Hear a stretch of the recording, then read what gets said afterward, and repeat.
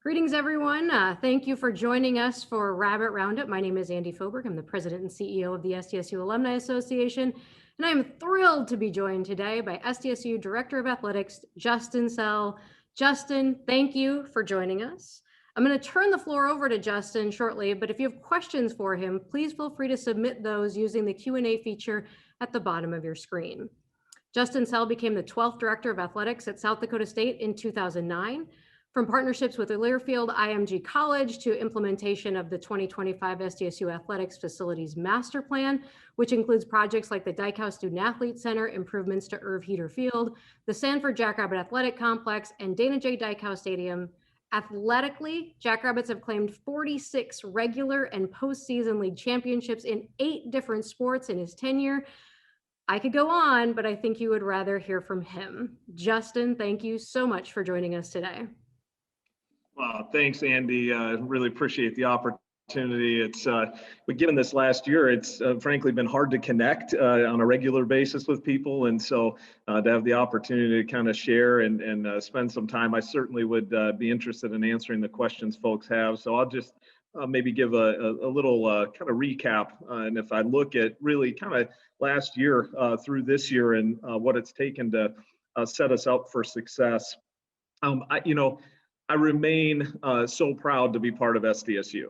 It's just such a special and unique place. And to think back, a year ago when everyone's lives were kind of turned upside down, the way that this campus rallied around the spring and getting students to finish the semester, to get their degrees, and still provide that experience. And, we were challenged very early on with, how are you going to handle something none of us have ever dealt with before? And I think for us, I'd be remiss not to talk about the scholarship auction last May, talking about kind of turning really quickly and trying to take something that's always a highlight every year, and that was in doubt. Most college campuses and schools did not do any auctions, certainly didn't do any fundraising.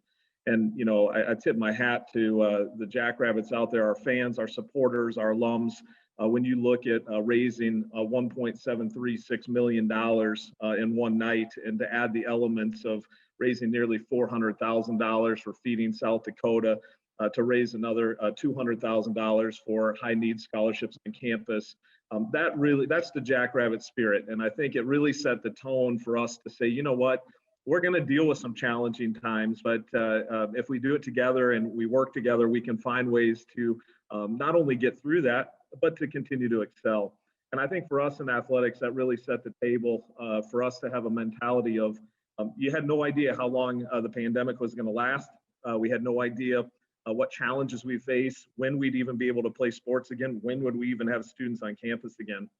And I think as we kicked off into the fall, there was certainly a lot of doubt. We were trying to figure out moving fall sports to spring.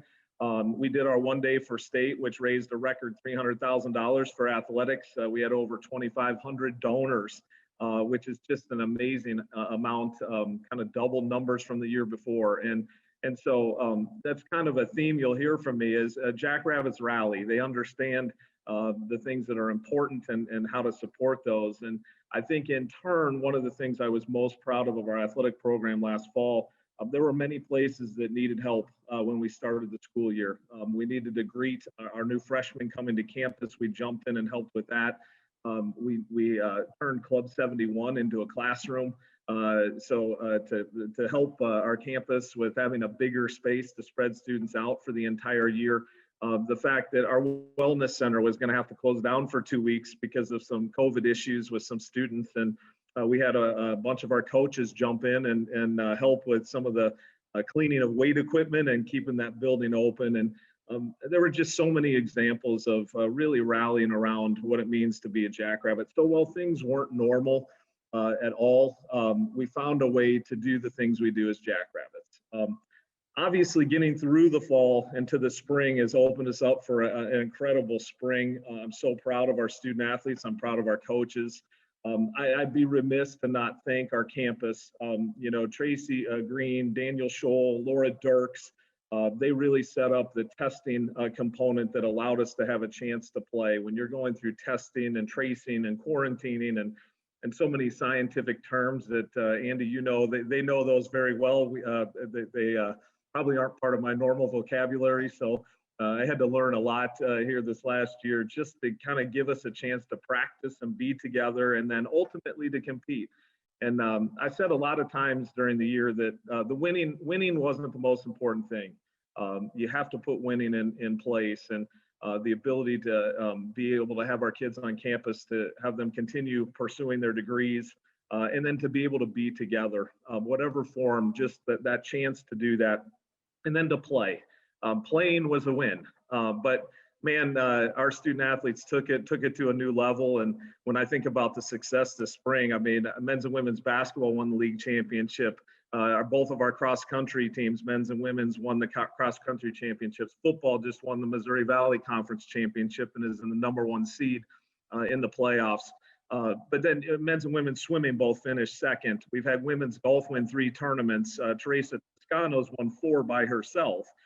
We've had some all-time league and school records set this spring. Softball's 29-4. They've only played 4 home games, and they've won 16 in a row. The results are just speak volumes about our coaches. They speak volumes about our student athletes.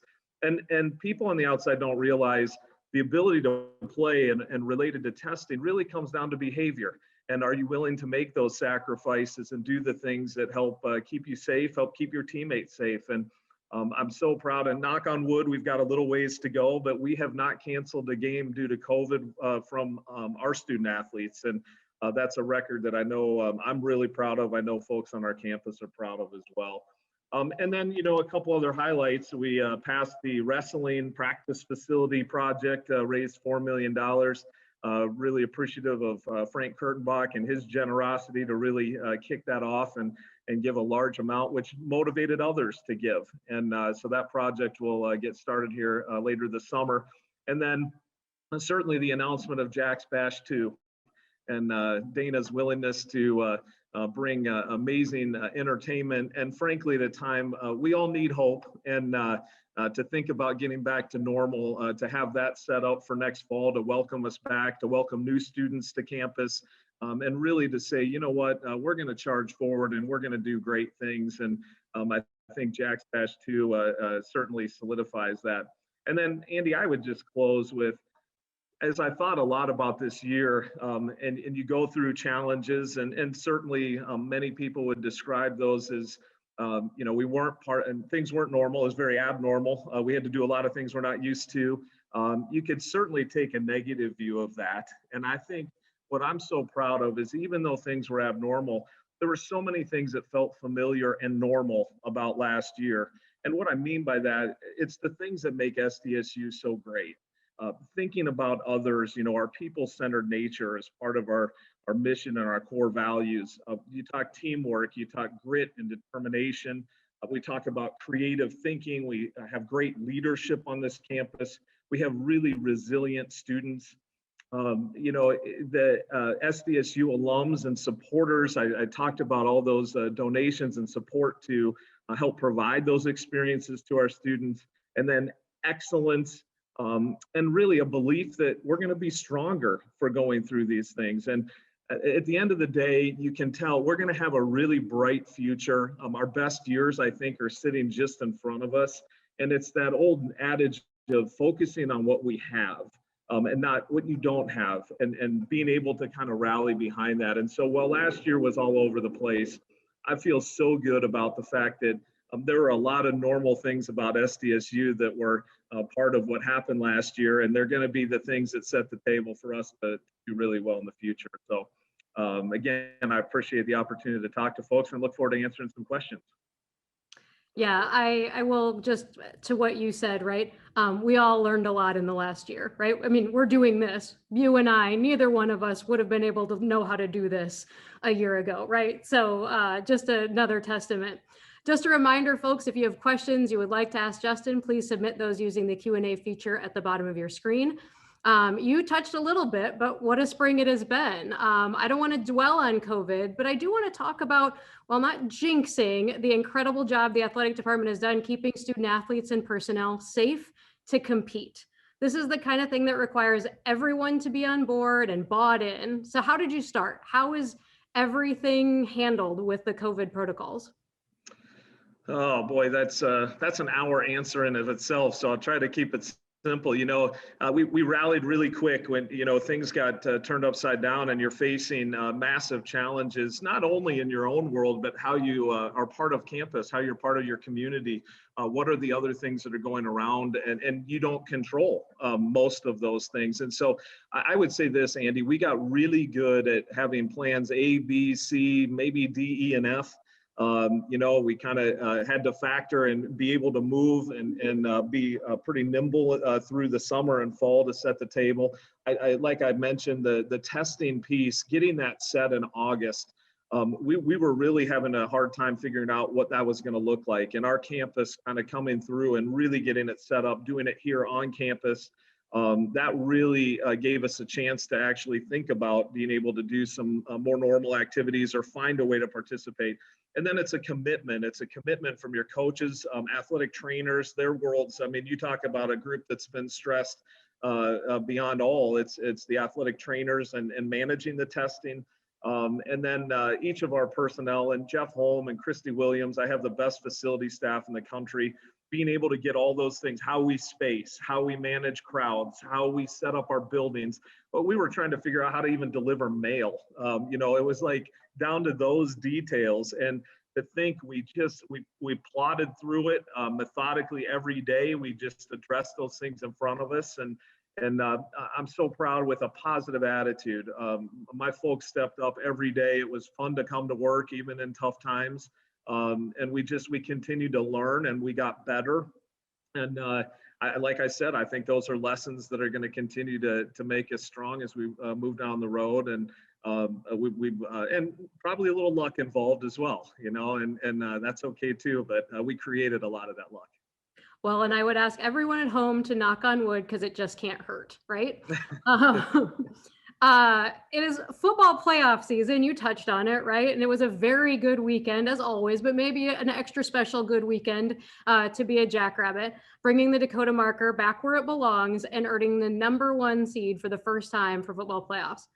Certainly, the football team has had its share of canceled games in the abbreviated season, including a 28-game stretch without a game. They've stayed healthy and focused on the goals they set at the beginning of the season.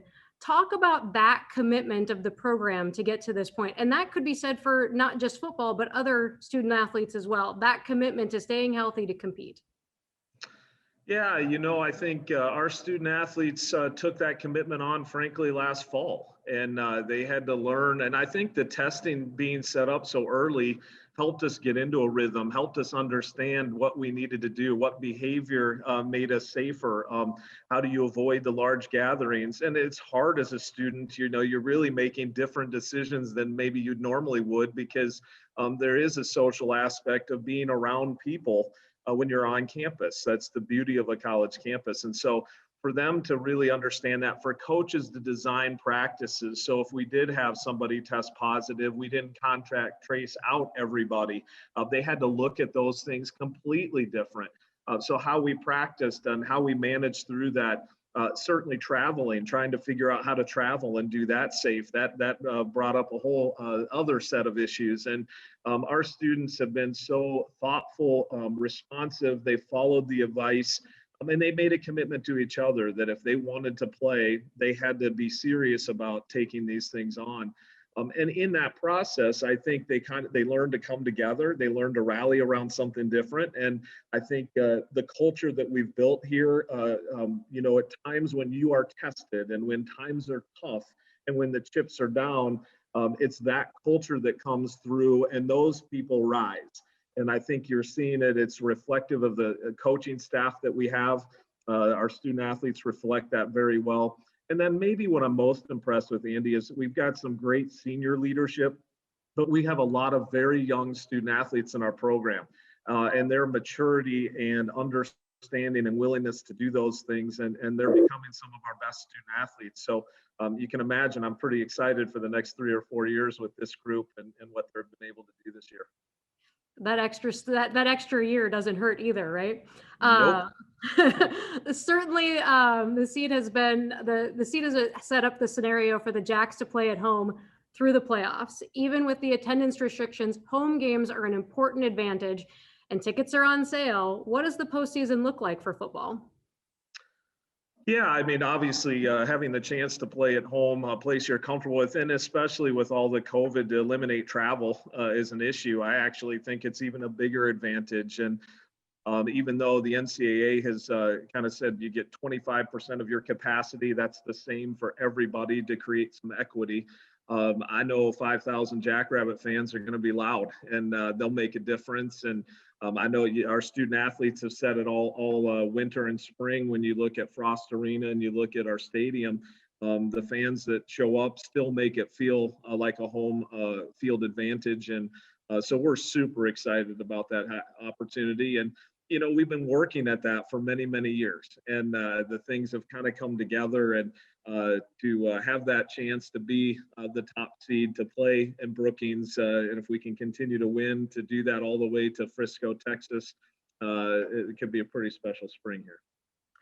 You mentioned it a little bit in your opening. Our guest last month was Damian Hahn. One of the wins during the legislative session was the approval of the wrestling addition to the SJAC.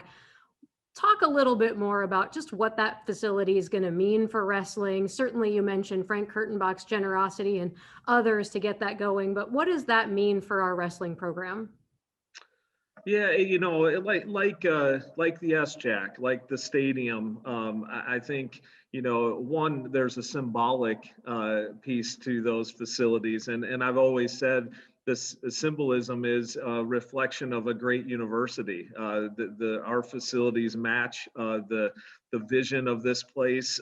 They match the other things that have happened on campus. There's tremendous buildings all over this campus, and we feel fortunate to have some that are very reflective of a high-end, high-performing university and a Division I athletic program. And when you're able to do that from a recruiting standpoint, it's certainly, I think, everyone understands that's a big deal. It's another piece where you can maybe gain an advantage. But I think more importantly, the right place to really grow and practice and get better. Wrestling's a sport. You've got to have partners. You've got to have space. There's a lot of teaching components that are there that our old wrestling room, when you're really, and it's probably not even 2 full mats, and we'll be able to go to 4 mats. And to have that space, I think it matches with certainly Damian and his recruiting. But I think when you see the work that's put in, it's going to continue to elevate our program. We all feel very strongly Damian's vision is not only are we top 10, I think we can be in the top 5. And on those special years, you never know. You get a couple national champions and a couple All-Americans, and he has that experience from Cornell. I think a lot of people probably don't realize this on this call. Cornell's an Ivy League school that has been in the top 5 in wrestling really more years than not in the last 10.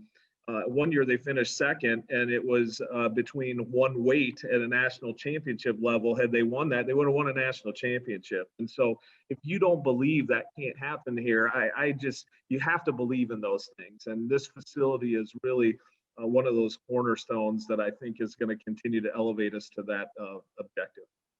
I feel like I should have warned you that I'm going to skip through some sports here. So I apologize for the quick turn from football to wrestling. My next one is softball, because it has been a highlight for me personally this spring to have seen what that program has done, the attention that they're garnering, and just a lot of excitement. Picked up some big wins in the non-conference season, undefeated in conference play. Hard not to get excited about that team. One of the questions that's come in is, how did you get this freshman class? What's the difference? Yeah, well, I probably need Krista to ask how we got the freshman class, but the truth is, Krista came in at a time where we were struggling, in softball, and she did an incredible job, just really kind of retooling the culture and having the patience. And if anyone knows Krista, that's maybe not her number one suit. She, like most of the coaches, they want to win and win right away. But she saw the long view and she put in the work. She figured it out. She recruited locally and then kind of branched out from there. So we've started getting South Dakota high school students to come up here. Certainly the states that surround us, we've gotten most of our players in those areas. and she built. She had an unbelievable senior class a couple springs ago with some of our all-time best student athletes, and graduated 7, 8, or 9 students then. It's amazing. She's been able to, in essence, reload, and with a very young freshman and sophomore built team right now. And that's just reflective of building a good culture, having a vision, knowing what you're trying to do, and then going out and recruiting students that fit to that. There's nobody better than Krista in that regard. She has the grit, she has the determination. She's a phenomenal player in her own right. And I think our team is very reflective and plays that way. They aren't afraid of anybody. They don't worry about you score a run one inning, they're going to come back and score 3.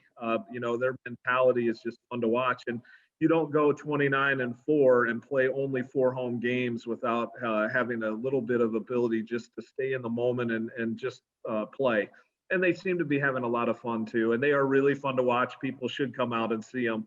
I mean, I saw it over the center field fence catch to save a home run, which ultimately ended up allowing us to win a game in extra innings last weekend. And they're hitting grand slams. We had a no-hitter.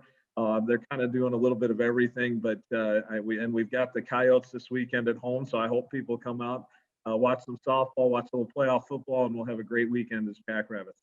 Yeah, an unexpected April Saturday, but you can do all of those things. So switching sports again, Ken is asking if you expect volleyball to have a fall season with fans in the arena, and maybe talk a little bit about the improvement that's already being shown in your volleyball program. Yeah, I think first, we're gearing, and campus would say the same thing. We're gearing to get classrooms back to capacity. Certainly, we expect our athletic venues to get back to capacity, and we're working towards that as our end. We've gotten really good at being able to adapt and adjust. So if we have to, we can.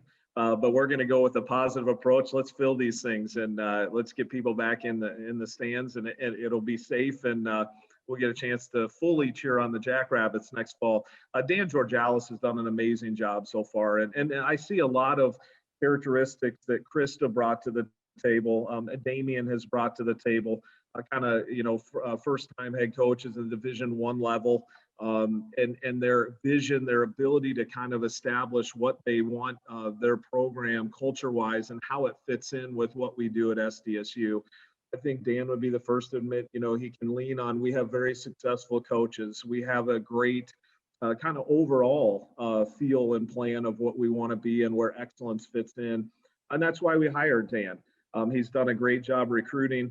Obviously his coaching ability this last year, I think we were 6-10. But 6 wins is some of the most we've had in the last 5 years in a season, and we played half the games. And I think we finished 6th in the Summit League. We haven't been that high in the last probably 10 years. So he is building. There is excitement. It's a really fun game. I think it's one we all know if we can get really good at it, which we should. At South Dakota State, there's no reason volleyball shouldn't be up there.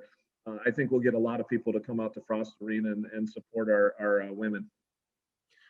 Steve is asking us a little bit about basketball, and he said, I know we're every bit as good as Oral Roberts. We proved that during the regular season. Is there any reason to believe that we can't be us making a run to the Sweet 16? And what does it mean to the Summit League to have a team make waves in a tournament like that? Yeah, first off, that's been what we've been building for a while. If you want to take the next level, and there are multiple points I can go back to. 2 I would call out when both the men and women, in Nate Walters' junior year, the men got to the tournament for their very first time, and obviously the women have been there multiple times. But that in 2012, when both of our teams went and won in overtime on that Tuesday down in Sioux Falls, you could almost feel the elevation of our university that day. I think back to just a couple years ago with College Game Day and ESPN coming to town, and the elevation that took us again to another level. If we want to get to that next level, it's winning games in the NCAA tournaments, it's winning a national championship in football, it's being top 5 in the country in wrestling, and then go down the line. We want across the board success. And I think you'll notice I say win games in the tournament. A lot of people are like, well, it'd be great if we could make it to Sweet 16. Oral Roberts was a half a click away from being in the Elite Eight, and then you don't know. I mean, I wouldn't limit anything. South Dakota State can do that as well, and so that's the goal. That's what we're working towards. It means a tremendous amount. If we want to elevate another level, that's what we have to accomplish. From an Oral Roberts standpoint and a Summit League team, you certainly financially it's great for the league because you get more shares in the tournament for those wins in each round that you get into, but also exposure for the league and to realize, I mean, Oral Roberts AD, I just talked to him this morning. He said, look, we were a tip in and a block shot away from not going to the tournament. And that tells you how close our teams are. It could have been any one of us making that run. But I think it certainly elevates the entire league. So we've had a couple of other questions submitted. The next one is about name, image, and likeness. And specifically, what does that mean as the NCAA goes in that direction? What does that mean for SDSU? Yeah. Oh boy. What time are we at, Andy? Much like you couldn't take an hour to talk about the other, let's not take an hour to talk about this. Yeah, there's a lot to unwind there. I think at the end of the day, and I think providing student athletes with an opportunity in ways they've been pretty restricted over the years, and I think there's a good balance there. I'm still probably a little old school in that we're tied into higher education, and I work in higher education. We utilize athletics to allow students to get the benefits of that degree. And we're always going to be focused on that. I think it opens up some opportunities. We're currently talking with some folks on campus, entrepreneurial studies, and within the business side. Like, can we do some things that frankly could help all students on campus, not just student athletes, but to give them an idea. If you're interested in starting a business, if you're interested in building a brand or doing those things, these are lessons that if we do it right, could be very beneficial to these students down the road. I think you're going to see a lot of national issues where people are going to obviously kind of get to the branding through social media will be a big deal. And, things that I'm not overly familiar with TikTok and YouTube. And, I certainly don't build a brand that way, but students today do. That's very normal for them. And then things like autographs, things that will be changes that are a little different than maybe what we've had in college athletics. And the students have always had a chance to build a business, but they had to ask for a waiver. This is just going to open that door for all of them to be able to access the opportunity to do that. I hope that it ends up being a positive and not a detraction. I think it'll take a year or two for the market to kind of settle. I think you'll see some people might say some gross examples of some things happening. I hope we stay tethered to higher education. But the truth is, at the end of the day, Andy, when you've got coaches making $5 million a year and they're allowed to kind of move wherever they want to, whenever they want to, they're paid big money when they lose, buyouts. We've gotten ourselves into a tough spot that it's hard to say you should be restricting student athletes. So where's the balance in that?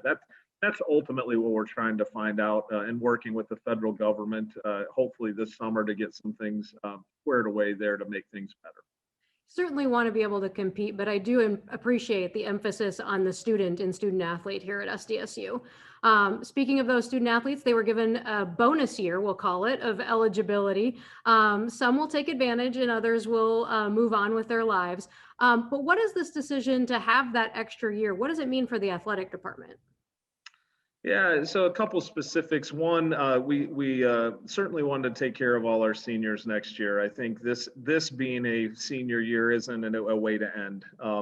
And so that will cost us $140,000 to take care of student athletes. And primarily we've got football, soccer, wrestling, and men's and women's basketball are the ones that are utilizing it from the fall and winter. Spring sports were taken care of last year for this year. So we'll do that because you can have those as extra scholarships. The NCAA will allow that to be over our normal amount. Well, then it's just a budget issue. You have to pay for that. As we move forward, roster management's going to be a challenge for all of college athletics. And so your ability to figure out, which seniors you might want to keep around a little longer, then do you not bring in a freshman? How do you manage that back into our normal allotment of scholarships a year from now? That's what all the coaches are working on. And then, frankly, our academic advisors and working with the advisors on campus, that really impacts then progression towards degree and how do you do those things. And then ultimately, there's always a budget impact to that. And so we have to be on top of our game. We literally have to know every student and what they're trying to accomplish, and then how we can align the resources to help them do that. And then some do want and need to graduate in 4 years, and others may choose a different path. And then the last thing I'd say is, as you well know, in higher education, students are coming with more credits. They're able to get some things done quicker. Some will look to get master's degrees in this experience. And so higher ed's changing at the same time we're trying to manage these things. So it's a really important challenge for us to do successfully. Fred has a question. In FCS football, you have 63 scholarships, and with the potential to have players that will be in the program for 6 years, a red shirt in this freebie, as he worded it. How do you recruit great freshman players with minimal scholarships available? And that's probably true for more than just football, but on a grander scale, certainly.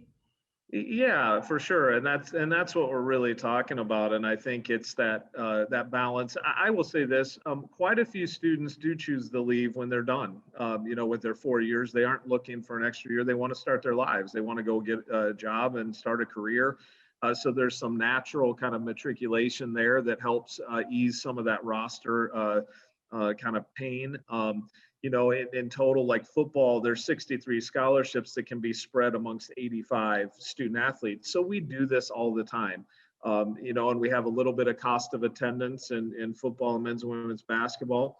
We're currently exploring, is that an option for us in a few other sports, just to help us manage through the next few years, because you can really use that as additional scholarship dollars, really. And so, and then lastly, we're a place that students want to come. It's a great institution with terrific majors. They know they can build their career. We have great coaches. We have great facilities. And frankly, we're at the top of our leagues and the sports we compete in, so you have a chance to win. And so money isn't always the issue. The other thing is the NCAA here this last fall kind of granted some dollars that we could get scholarships. So if they get a general scholarship that's offered to any student on campus, some of those are now no longer countable. So it gives those students a chance that are high performers academically. They can earn some different scholarships. So we can put some pretty good packages together, and I think still be able to get some talented freshmen as we kind of work out the next couple of years on managing rosters. You talked about it a little bit, right? Like, it's great to have fans, but certainly that's been limited. And for those who haven't been able to go, that's been tough too, right? This is a special place for a lot of reasons, but the fan support has to be kind of toward the top of that list. What are you hearing from fans? And obviously, what are they looking forward to next year as we hope to kind of return to venues to watch Jackrabbit Athletics? Yeah, I think the first comment I'd make, and I go back to last summer, talking to so many of my colleagues, other ADs, friends in the business, so many places are transactional in nature. And so people were asking right away, how are you going to refund my money? And I want this value, or I want that.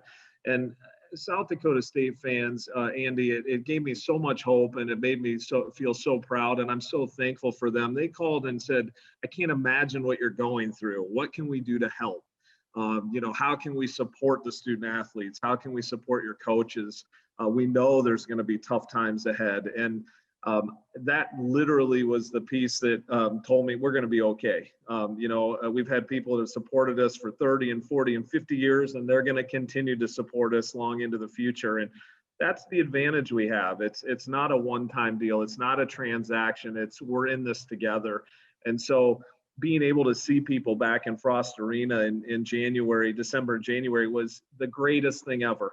I know me and Stig and AJ and a lot of other staff and our coaches all jumped in and took tickets or helped usher or worked spots in the arena. It was the greatest thing ever because we got a chance to connect. And so while the numbers were limited, it was still extremely meaningful. And I think for fans, the opportunity for us to get back and to really jump in. We've created a lot of excitement based on certainly the success of our teams and some of the youth. And I think we have just some really neat student athletes and some great stories. I expect us to fully be back in full game mode, face paint on, Jackrabbit Nation cheering us on. And I think we're going to get back to normal much quicker than we might have imagined. There's a sale going on at the bookstore today. I'm going to go get you some face paint, and I look forward to seeing you full face paint this weekend. Why wait? Why wait? Let's do it this weekend. Well, I mean, you should. You didn't get me a makeup person for this deal today, so you're one behind anyway. So next time. This is the end of these. Next time. So Dwayne has asked for any update on renovations to Frost. That's a project that's kind of out there. Any update for folks on the renovations to Frost Arena?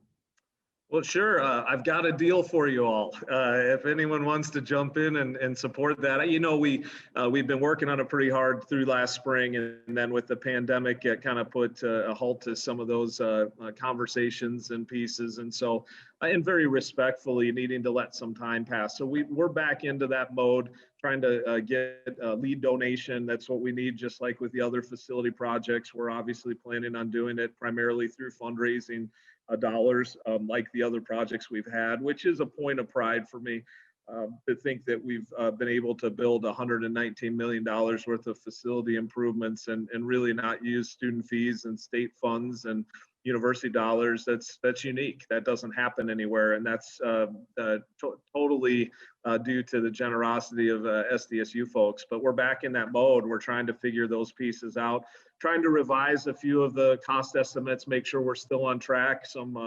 The construction markets certainly continued to change in the last year, so we're working on that. But if we could get that lead gift going, I know there's a lot of people that are really interested in helping us get Frost Arena going. I would love to go to the Board of Regents next fall and get that project in the hopper and get it going. But it's going to be entirely dependent on our ability to raise those dollars. Yeah. David has a question about our equestrian program, and specifically, what's the future of the equestrian program? Is that questionable, not just at SDSU, but really that's a question on the NCAA level? Yeah, we've been dealing with that question for many, many years. It started out as an emerging sport in the NCAA, and then usually you have X amount of years for that to take hold, or it either goes to a full-fledged sport or it kind of falls off the list. But I think equestrians found kind of this niche where there's a lot of support from the SEC schools, and then certainly some Big 12, so your Oklahoma State, and you've got TCU and Baylor, along with Auburn and Georgia. And so you've got some schools that are kind of carrying the equestrian torch. And so, it's a sport that obviously we're still invested in, and we have a great barn and a great setup. We're proud of the women that come into our program. I mean, it's a roster of 40 to 50, and it's I think something that for our state and what we do, it's something that we're invested in. And they did some good work this spring, finished inside the top 10, which we haven't done in a few years. And so, we're going to continue to forge forward with that, and we'll see where the NCAA goes on that emerging sport status. That would be the challenge for us, is if that were to change, we'd have to address it, but it doesn't feel like it's going to change anytime soon.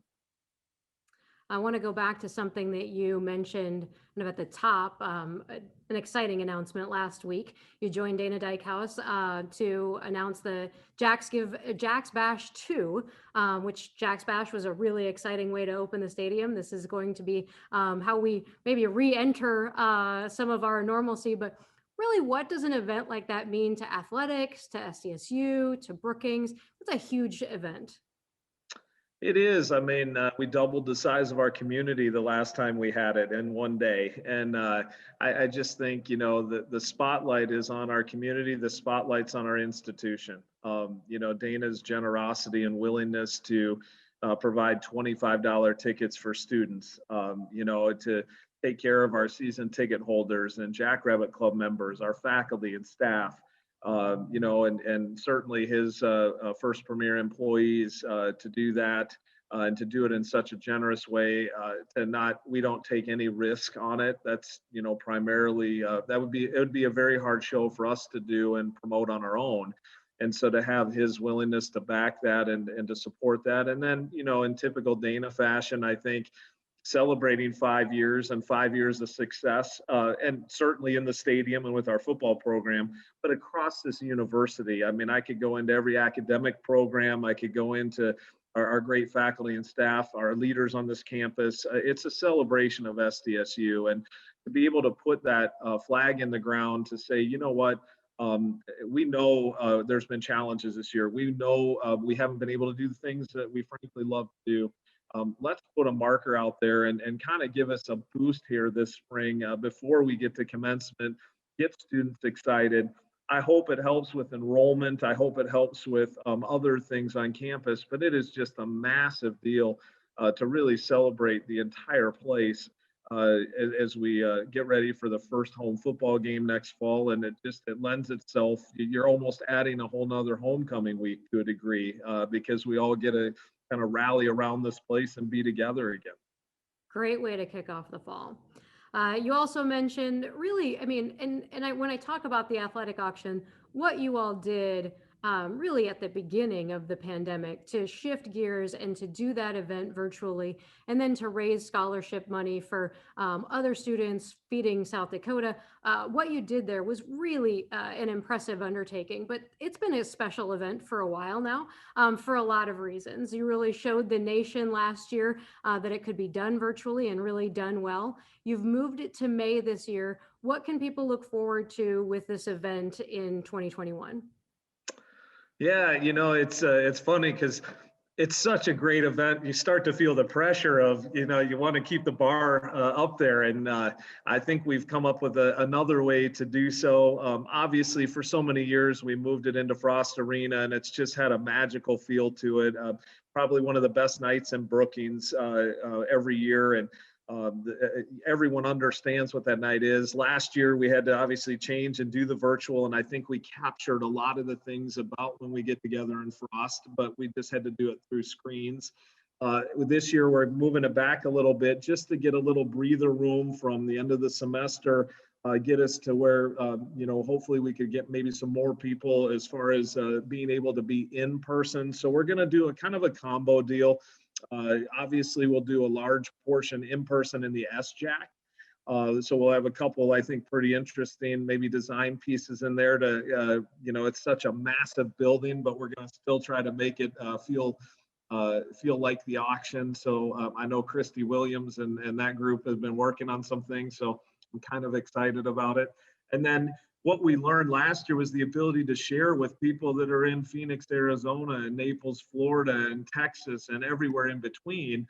And so we really get a chance. I think last year we had 1,400 people join in, and usually in person we have 600. So to think about being able to do a much larger in person, but be able to expand that to so many other people. And again, it goes to scholarships. It's a big deal for us. It's a big deal for our student athletes, and we need people to jump in and be part of it again. But I think it's going to be a pretty fun night. So another question that's come in from Rachel, and you know this Rachel, so you know this Rachel very well. You've seen her every day, and so be very careful probably in the way that you answer this. What is your favorite part of your job, and what is the most challenging part of your job, COVID aside?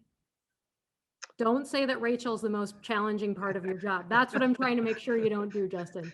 Well, I would say that, but there are 3 Rachels in the department, so you'd have to guess which one. And I think I probably know this Rachel. I think you know which one I'm talking about.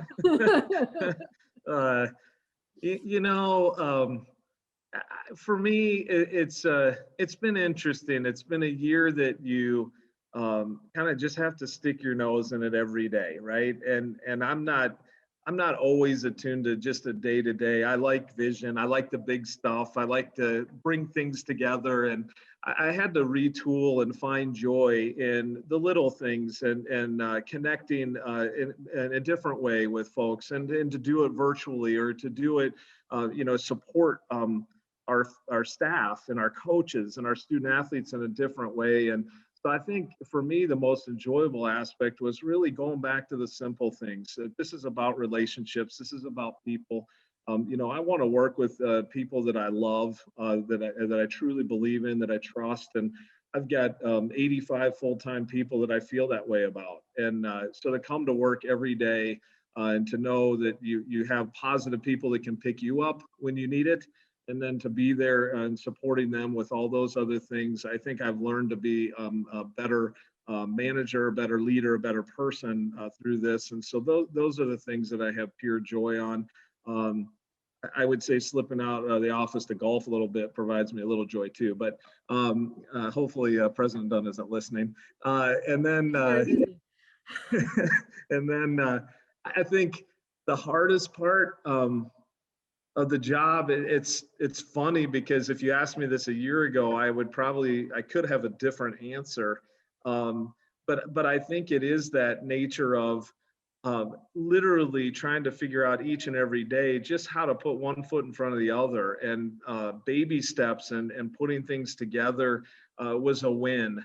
And it wasn't about some wild, crazy idea, or could we go out and do something massive, or could we continue to fundraise for this, that, and the other thing. It was really the toughest part was every day you wake up, and I know I've got 10 Zoom meetings, and that's not my world. I don't like sitting behind a computer desk at my desk all day. And so that was a challenge for quite a while for me. And probably the worst part was I literally had days where I was on the Zoom stuff for 10 straight hours, and I'd get home at 6 at night and be completely wiped out. And that I'm not used to that. I'm never wiped out. And I was mentally taxed every day. And then I woke up every day fresh and ready to go. But boy, that took its toll. Yep. Yeah, don't feel alone. I think that was the case for all of us. And you can tell when people are now seeing one another at these events and seeing one another just more often, where we feel comfortable with that. You can tell people lifting a little bit. So don't feel alone in that. I think that's pretty common. But a couple of questions come in specifically about football. Steve said took his kids to the first game at the stadium and they had a blast. Like the traditional fall season, but is there talk of moving FCS to spring season in the future? You've seen some of those kinds of conversation. I talk a little bit maybe about the pros and cons of that, because certainly there are reasons why fall season makes sense. Yeah, I think you'll see a comment or two from a few folks that may wonder if the spring's a better time and I think it's around maybe showcasing FCS football. I think it would be a really hard move. I think fall football opening the school year, it's about the other things. It's about Dairy Drive. It's about Beef Bowl. It's about homecoming week. It's they're the games and they're important, but I think there's so many other things that go into why we build around the fall that I think it'd be really difficult to see any traction on moving to the spring. And then, I would say, and I'm really glad that Steve was able to come with his kids and enjoy the 58-degree weather in March here, but I wouldn't say that's probably the way it'd always be. And if we had to play at those times, we might have a little different feel or atmosphere in Dana J. Dykehouse Stadium. So I'm not really a proponent of looking at the spring at all. It's not just the cancellations that resulted in 2 home games. Our need to start as late as possible outdoors is for a reason. Another question specifically about the game this last weekend. NDSU has burned us the last few years with quarterbacks who can run. It was great to see a quarterback who can run and then fail to do so on Saturday. You talk a little bit just about maybe in general the change in the football program and just how special this season could be for us. Yeah, to do that, I'd have to go back 12 years. I spent 10 years at Northern Iowa. Before that, I had 4 years at Villanova. So I've seen, high-end FCS programs and championships, playoffs. But when you're in the Valley, and one of the things that Stig and I talked about early on, offensive and defensive lines have to be good. You have to run the football and you have to stop the run, or there are long days in the Valley. And so that takes time. That takes time to build. That takes time to get talent, but it also takes time to build depth. At the end of the day, the depth is critical. And if you don't have a fall off between your ones and twos like we don't right now, that's the difference. NDSU has been able to do that in their run. That's really what they've been able to do. That's why those quarterbacks have been effective in the run game. And then it sets up and opens up the passing game too. So a pretty simple formula. Stig probably looked at maybe putting a little more scholarship money into, especially the defensive line.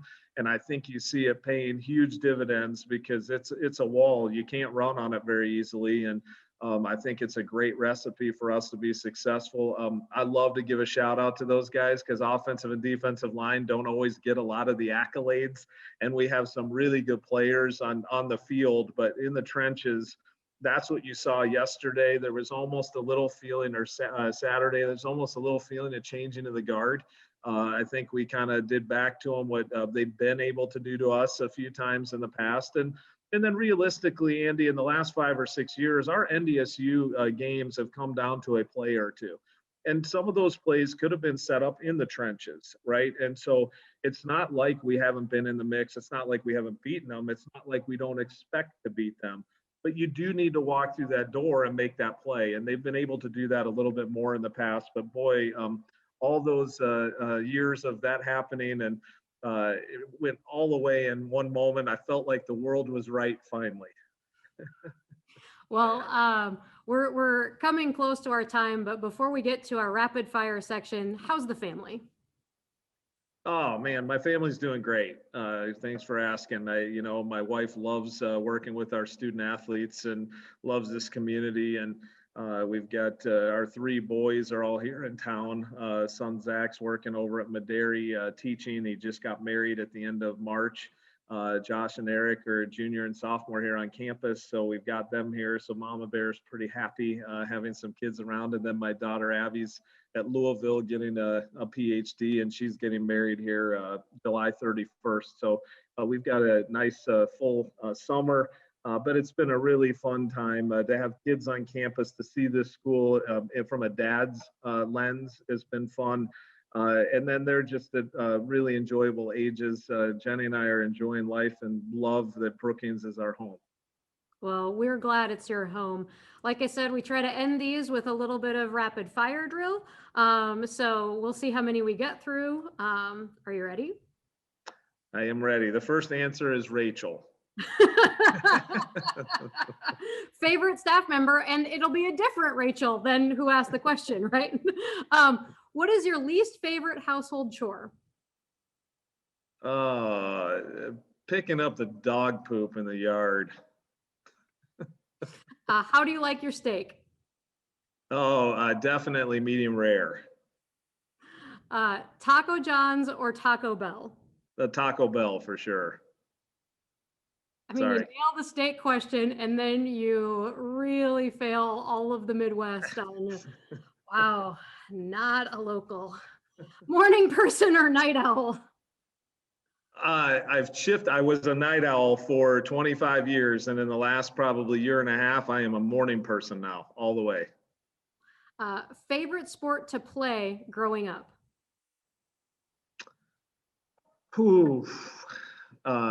Baseball. It's golf now, but baseball. What was your first job? First job, I worked at a grocery store, a Kroger grocery store in Columbus, Ohio, bagging groceries. Favorite ice cream from the dairy bar? Berry Berry. I was gonna give you a hard time if you didn't. Wow. Have you even had it? Best round of golf you've ever had? Don't know. Justin enjoys golf. So best round of golf you've ever had? Score wise, I shot a 67 once, 5 under. So that would be my best round, but I've had some more enjoyable ones on courses where they play major championships on the PGA Tour, those experiences. And then I love Sutton Bay. Favorite junk food? Oh boy, honestly, I would say potatoes, any kind of potatoes. I'm not a chocolate, other stuff. I don't need sugar stuff. I could eat potatoes all day long. What job would you be terrible at? But, well, you're assuming maybe this one, probably about any other job. I don't know. I probably couldn't do your job. I don't know what politician. I would not be a great politician. I would argue that there's a lot of elements of politics to a lot of jobs. So, favorite place on campus? Oh, I would have to say the golf practice facility in the SJAC.